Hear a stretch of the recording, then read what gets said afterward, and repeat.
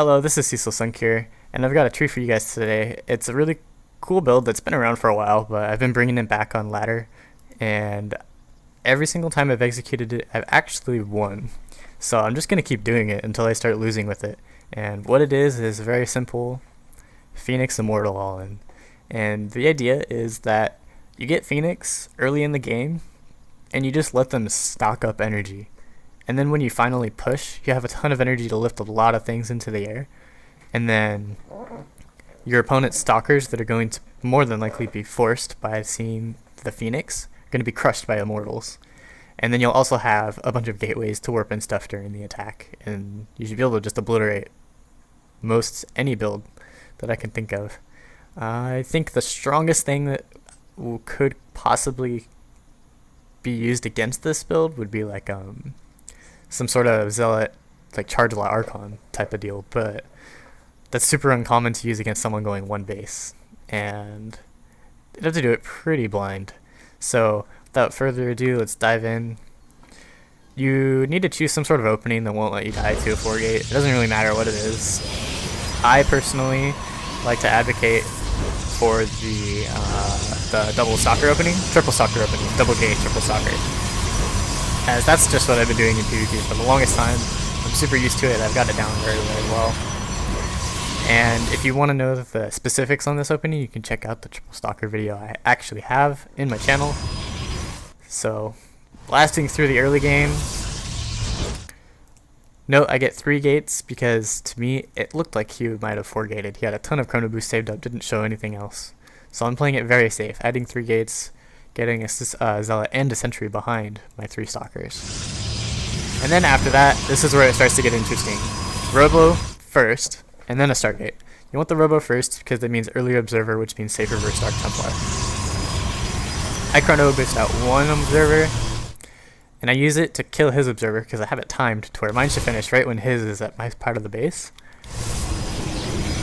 So then I kill it, send it across the map, and then have the other one for my army, just like this. And now the Pheonix are going to start being constructed.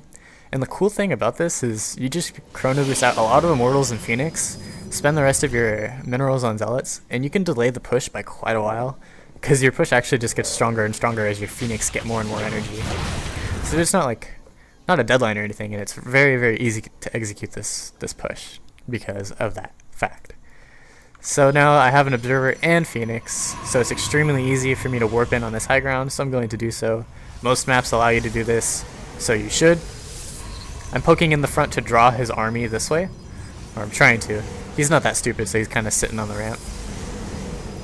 Once I notice that his army is over there, I warp in 3 zealots, put them in the mineral line, and now once I know he sees the zealots, his attention is going to be focused going towards the zealots. And that means his flank is going to be much more vulnerable, and that's when I move up. Now things you want to lift with Pheonix are things that are of course going to things your opponent's not going to want you to lift. An Immortal is a great thing to lift because it has such high DPS. You can lift all that DPS into the air and nullify it for a while. And also, since Pheonix has 2 attacks, and they'll do maximum damage. They'll do 5, or maybe 10, I don't know. They'll do whatever they're going to do to the shields, because there's 2 of them, and they actually deplete Immortal shields really quickly. Sentries are also really great to lift. They're light, they take extra damage. I decided to just force field this back and get these zealots first. And my zealots back here are just kind of wreaking havoc. which is what he decided to do is keep his focus on this portion of the map, but he neglected this one. If he were a better player, he might have some sort of better response. And now you can see the stalkers that were forced down are going to get ripped to shreds. I do have 1 sentry for these force fields. I got it very early in the game. I had mentioned I ordered a zealot and a sentry out of these 2. Having 1 sentry is great for the force fields for when you finally do your push. You don't want a lot of them though. You want your gas to be mostly in this unit, the Immortal Pheonix. Now I'm just going to be kind of lifting these Immortals into the air. And look at how fast the shields get depleted by the Pheonix. Watch this. those shields are gone. And then by the time they land, my immortals deal 50 damage to them. You can see how convincing this push was. And this Allin is really safe versus basically anything, because you have what is this? I keep forgetting the name of everything. Observer. You have the Observer in case of Dark Templar. You have Immortals, which deal great damage versus armored. You have Pheonix, which deal great damage versus light units. Lift key units into the air, especially sentries. And your push gets stronger and stronger as you wait longer and longer. It'll finally die off in strength once your opponent's natural finally really kicks in, like the gut is saturated. Then you're gonna start getting in trouble, and you've waited too long. By that time, your Pheonix are likely gonna be max on energy, and then like you're gonna be mined out. Don't do that. You want to hit around sometime. I think I hit like what? I stood here for a long time. You want to wait till you have a good engagement. You just don't want to like bombard up the ramp and lose all your stuff. Be really smart.